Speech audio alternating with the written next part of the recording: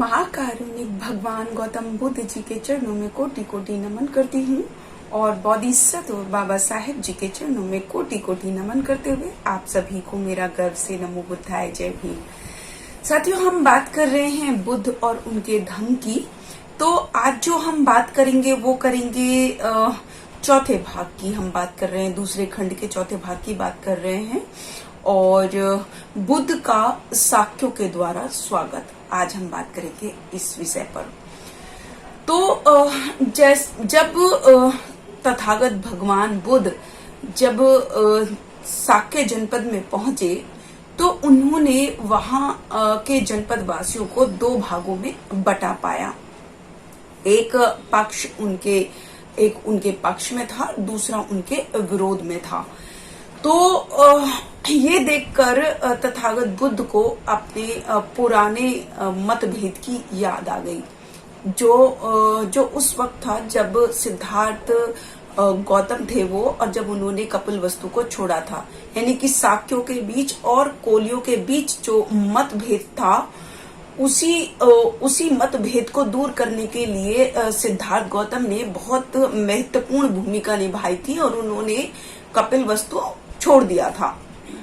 तो आज भी उन्होंने ऐसा ही उसी मतभेद की उनको याद आ गई और जो लोग उनके उस वक्त विरोधी थे वो आज भी उनकी पवित्र धम्म को नहीं स्वीकार कर रहे थे, उनकी मानवता के संदेश को नहीं स्वीकार कर रहे थे। लेकिन जो उनके पक्ष में थे वो सभी तथागत बुद्ध से दीक्षित हो गए। जब तथागत बुद्ध से वो दीक्षित हो गए और उन सभी परिवारों ने ये निर्णय लिया कि वो अपना एक एक पुत्र जो है तथागत बुद्ध को और इस संसार को समर्पित कर देंगे। यानी कि अच्छे धम्म उपदेश देने के लिए वो तथागत को अपने पुत्र को सौंप देंगे। उन्हीं परिवारों में एक उनके चाचा का परिवार भी था जिसका नाम था अमितोदन। अमितोदन के दो पुत्र थे, एक का नाम था अनिरुद्ध और दूसरे का नाम था महानाम। तो अनिरुद्ध जो थे उनको बहुत ही प्यार से उन्होंने पाला था, बड़े लाड प्यार से उनको पाला था। लेकिन महानाम उनके पास गए और कहने लगे कि या तो आप पवज्जित हो जाओ या मैं पवज्जित हो जाता हूँ, यानी कि मैं तथागत बुद्ध के साथ चला जाता हूँ। तो जो अनिरुद्ध थे वो कहने लगे कि मैं तो सुकुमार हूँ, मैं तो गृहस्थ जीवन से मैं कैसे पवज्जित हो सकता हूँ, तुम ही जो है पवज्जित हो जाओ। तो वो कहते हैं, फिर महानाम उनको समझाते हैं कि ठीक है कि ये जो काम है, ये जो हमारा जो खेतों का काम है, इसमें जो फसल उगती है, सबसे पहले इसमें जो है लोग वो बीज बोते हैं, उसके बाद जो है उसके बाद उसमें सिंचाई करते हैं। जब वो काम पूरा हो जाए तो सिंचाई के बाद पौधों की नराई करते हैं। जब पौधों की नराई हो जाए तो उसके बाद फसल को कटवाते हैं और कटवाने के बाद उसकी पूली बांधते हैं। और जब ये काम पूरा हो जाए तो पूली बांधने के बाद जो है पशुओं से उसको रुंधवाते हैं। और जब उसको रुंधवाते हैं तो फिर उनको पृथक पृथक करते हैं, मतलब उसकी जो भूसी है उसको अलग करते हैं और फसल को अलग करते हैं। उसके बाद जब ये काम पूरा हो जाए तो तब उनको कोठों में भरवाते हैं और कोठों में भरवाने के बाद जो है ये सारे काम करते हैं और उसके बाद जो है दोबारा यही क्रम करना पड़ता है। तो जब वो पूरी डिटेल में फसल को कैसे उगाते हैं, कैसे उसको रखते हैं, कैसे बीज बोते हैं, ये सब चीजें बताते हैं, तो अनिरुद्ध जो है वो परेशान हो जाते हैं और वो कहते हैं कि वो कितना काम है, ये काम तो कभी खत्म ही नहीं होगा। तो कहते हैं कि क्यों ना मैं जो है अपनी पांचों इंद्रियों को अपने वश में कर क्यों ना एक पवित्र जीवन में जीऊं। तो वो अपने जो भाई होते हैं महानाम, उनसे कहते हैं कि मैं पवित्र हो जाता हूं, तुम गृहस्थ जीवन को संभालो। तो वो फिर ये बात कहने के बाद वो अपनी माँ के पास जाते हैं और माँ से कहते हैं कि माँ, मैं पवित्र होना चाहता हूँ। अनिरुद्ध ऐसा कहते हैं। तो उनकी जो माँ होती हैं वो कहती हैं कि तुम तो इतने लाड प्यार से मैंने तुमको पाला है, तुम इतने वैभव जीवन तुमने जिया है, कैसे तुम पवित्र होने की मैं तुम्हें कैसे अनुमति दे सकती हूँ। जब मेरी आखिरी सांस होगी तो मैं तो तुमसे वैसी ही बिछड़ जाऊंगी, तो मैं जीते जी तुमको पवित्र होने की अनुमति नहीं दे सकती।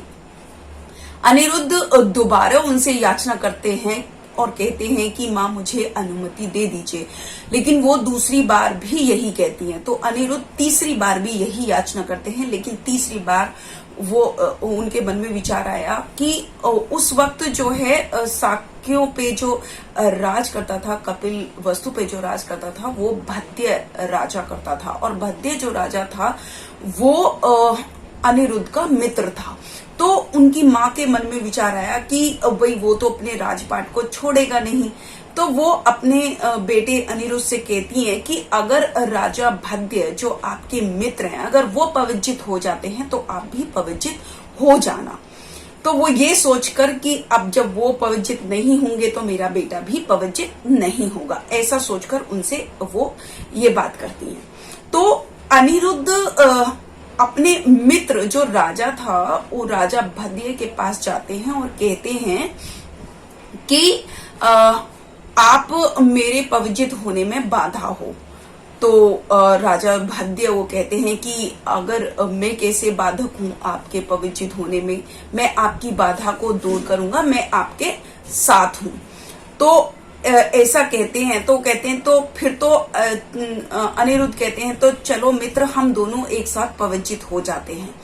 तो राजा भद्य कहता है कि मैं पवित्र नहीं हो सकता, क्योंकि मैं एक राज्य को संभालता हूँ। तो अनिरुद्ध कहते हैं कि मेरी माँ ये कहती हैं कि जब तक राजा भद्य पवित्र नहीं हो जाते तब तक तुम पवित्र नहीं हो सकते, तो मेरे मार्ग में आप बाधा हो। और अभी आपने ये कहा कि आप जो है पवित्र में मैं आपकी बाधा नहीं बनूंगा, तुम आराम से संसार का त्याग कर दो, तो आप जो है पवित्र बाधा है मेरे पवित्र होने में।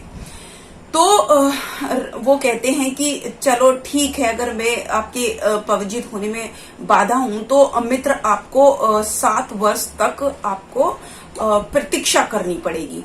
तो वो कहते हैं कि 7 वर्ष का समय तो बहुत लंबा होता है, मैं 7 वर्ष तक आपकी प्रतीक्षा नहीं कर सकता। तो राजा भद्य ऐसी ही वो कहते हैं कि चलो ठीक है, फिर अपने 7 वर्ष के काल को घटाते हैं और 6 साल कहते हैं कि आपको 6 साल जो है इंतजार करना होगा। तो अनिरुद्ध कहते हैं कि नहीं, फिर उनके तर्क वितर्क होते हैं और वो 7 साल से 7 महीने पर आ जाते हैं। लेकिन अनिरुद्ध उनको कहते हैं कि ये समय भी बहुत लंबा है। तो फिर वो ऐसी ही बातें करते करते 1 महीने पर आते हैं कि 1 महीने आप इंतजार करो। अनिरुद्ध उनसे कहते हैं कि 1 महीने का समय भी लंबा है। तो फिर उसके बाद वो 15 दिन पर आ जाते हैं। तो अनिरुद्ध फिर उनसे कहते हैं कि 15 दिन का समय भी लंबा है। तो फिर वो कहते हैं कि आप फिर राजा भद्य कहते हैं कि अनिरुद्ध आप मुझे 1 हफ्ते का टाइम दीजिए, 7 दिन का टाइम दीजिए, ताकि मैं अपने राज्य को अपने भाइयों को और अपने पुत्र को सौंप दूं। तो अनिरुद्ध कहते हैं कि ठीक है, तो फिर 1 हफ्ते का समय, चलिए ठीक है, कोई लंबा नहीं है। तो वो 1 हफ्ते का समय उनको दे देते हैं। तो 1 हफ्ते के बाद जो है जो पवित्र होने के लिए चलते हैं तो वो कई सारे लोग हो जाते हैं, जैसे कि एक तो अनिरुद्ध हो गए, दूसरा भद्य हो गए, तीसरा जो है आनंद हो गए, चौथा मृग हो गए, भृग हो गए, और पांचवा किम्बिल हो गए, और छठा जो है देवदत्त हो गए। तो वो जब चलने लगे तो उनके साथ साथ उपाली नाई भी उनके साथ हो लिया। इस तरह से उनकी संख्या 7 हो गई। तो जब वो जा रहे थे, वो अपनी चतुर्वर्णी सेना को लेकर ही वो निकल पड़े राजगृह की तरफ को, वो भी निकल पड़े।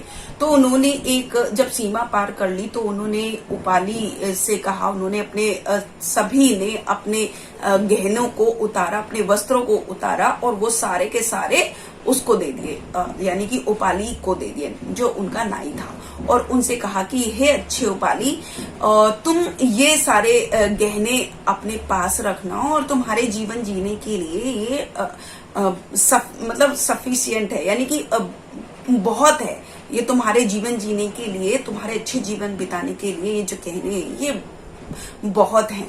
तो वो सारे गहने उनको दे देते हैं और कहते हैं कि अब तुम कपिल वस्तु लौट जाओ, और हम जो है तथागत की शरण में जा रहे हैं, उनसे धम्म दीक्षा ग्रहण करके पवित्रित होके अब हम उन्हीं के साथ रहेंगे, तुम कपिल वस्तु लौट जाओ।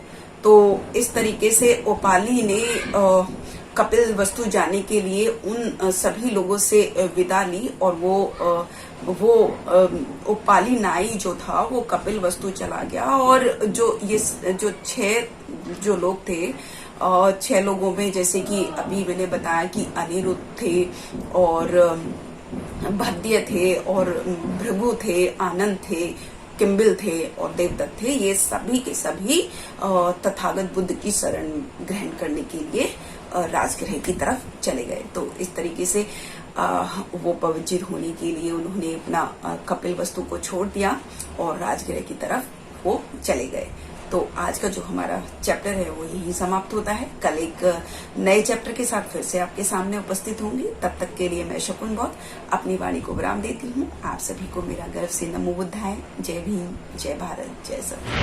अगर आपने अभी तक हमारा चैनल सब्सक्राइब नहीं किया है तो सब्सक्राइब करें और घंटी का बटन बिल्कुल भी दबाना ना भूलें, ताकि सभी लेटेस्ट खबरें पहुंच सकें आप पे सबसे पहले।